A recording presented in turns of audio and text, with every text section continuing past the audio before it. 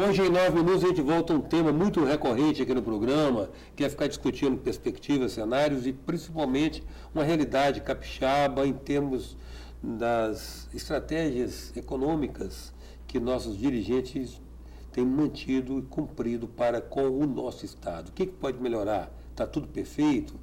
O que pode ser feito? Para isso, a gente procura mobilizar os pensadores. Um desses pensadores é a nossa entrevistada de hoje, professora de Economia, Ângela Morandi, com quem nós vamos conversar agora.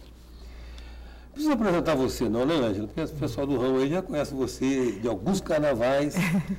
Eu quero saber de você o seguinte: como é que você vê, Ângela? Como é que você vê esse estágio atual da economia capixaba? A gente fica batendo naquela tecla de estar ainda ancorada muito na produção e exportação de commodity e agora essa celebração em cima da expectativa do ciclo de petróleo e gás. Como é que você vê isso?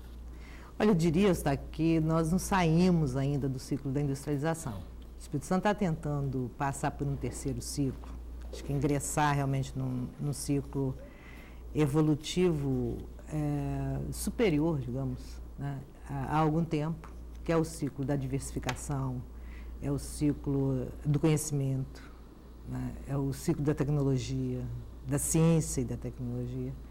E isso ainda não... Quer dizer, a gente pode ter alguma base, mas ainda não decolou. Acontece que esse ciclo da industrialização, ele não foi totalmente ou plenamente desenvolvido no Estado. Ele realmente tem o viés da comoditização, né, das grandes plantas, grandes escalas de exportação. Mas houve mudanças desde o seu início, desde lá o início dos grandes projetos para hoje, houve uma série de mudanças, embora a matriz, né, produtiva ela continue muito pesada ainda de commodities. Mas o que acontece? Digamos que houve uma certa integração, um processo de integração entre esses grandes projetos com a economia local. Então foram desenvolvidos, especialmente metal mecânica, serviços, inclusive que envolve autoconhecimento, né? Você tem um setor aí que se desenvolveu em conjunto com o desenvolvimento desses grandes projetos. Mas em termos de matriz, nós ainda estamos numa matriz industrial, exportadora de produtos básicos. Tá, mas nós temos assim uma vantagem, nós temos uma vocação que talvez esteja sendo subestimada. Vocação locacional, acho que sim, nós temos e ela continua. Mas hoje não basta localização espacial, sim, embora ela seja muito importante, né? Mas o que dá a tônica hoje de vantagem competitiva é especialmente recursos humanos. Capital humano. Capital humano, chamado capital humano. Tem gente que nem gosta que chama de capital, mas é um capital. Eu gosto da palavra boa também. Você desenvolver esse capital é o que dá lucro, digamos, né? Que gera valor, e é né? O que ganha a sociedade com tudo isso. E nisso nós estamos atrasados. Estamos, né? Estamos bastante. Em termos de universidade, em termos de pesquisas, a gente tem nichos, né, digamos, mas você não tem alguma coisa que desponta. E houve já várias tentativas, né? E ainda há. Sempre se fala, vamos, né, criar pelo menos começar dessa mentalidade, né? E você ter uma base. Mas, na verdade, quando você precisa de cientistas, de repente você está importando eles, né? Então, uma base de recursos humanos ela é importante, desse capital humano. Uma base que nós temos, a vantagem locacional é uma coisa, mas se você não tem interligação com o resto do mundo e do país, você não adianta estar bem localizado. Não, ser umbigo a cereja do bolo.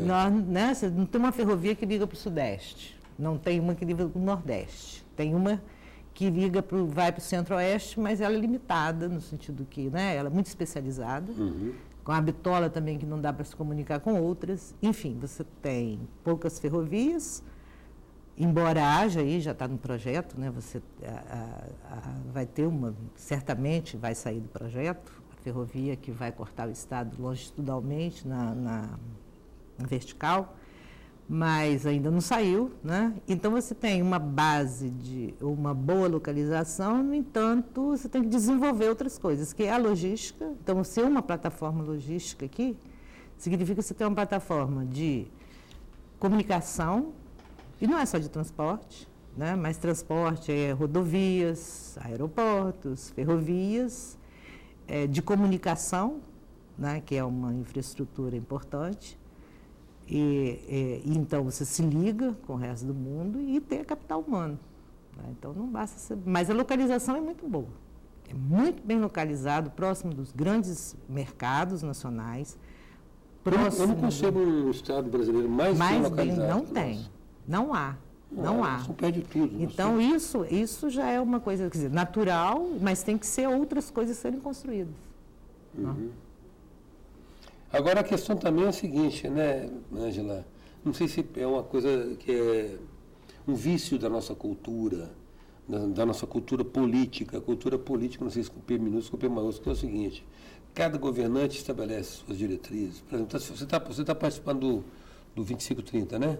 Do 2030. 2030. Então, olha bem, junta-se um bando de talentos, de notáveis, de pensadores, faz um trabalho bonito, em que se investe tempo, dinheiro e energia psíquica, fundamentalmente, intelecto.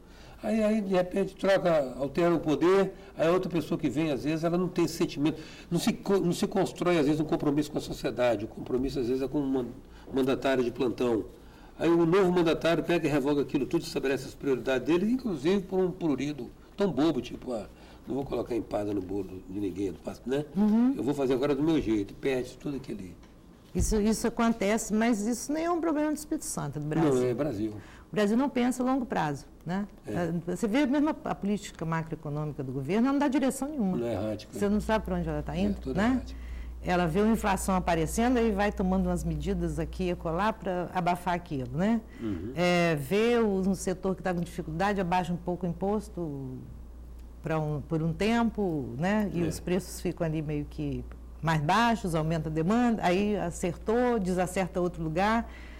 Então não é digamos, privilégio nosso. Um privilégio nosso. Mas nós fizemos o 2025, né? Lá nos anos 2006, né? Foi feito isso.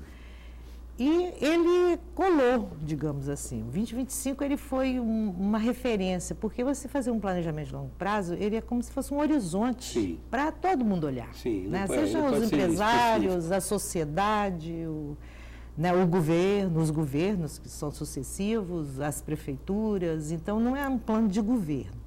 Mas o interessante é que os governos, de repente, quando eles entram, eles olhem para esse 2030 e falam assim, olha, eu vou fazer minhas metas, meu projeto de 4 anos, né? Uhum. Dentro do que a sociedade estabeleceu aqui. Porque é um plano de 2030, claro que ele vai sendo revisto. Nessa revisão, a gente está vendo o quê?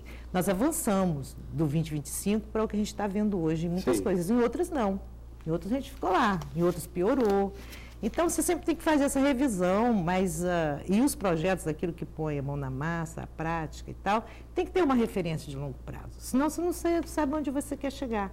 Você vai dar passo para onde se não tem um horizonte. Então, o planejamento de longo prazo é aquele que as pessoas olham para aquele longo prazo e falam assim, a gente quer chegar lá, no conjunto, na coletividade. Sim. E aí cada um vai atuando, né, para ver se chega lá. Então, o planejamento hoje é uma coisa fundamental. Ele voltou, digamos, à moda, né?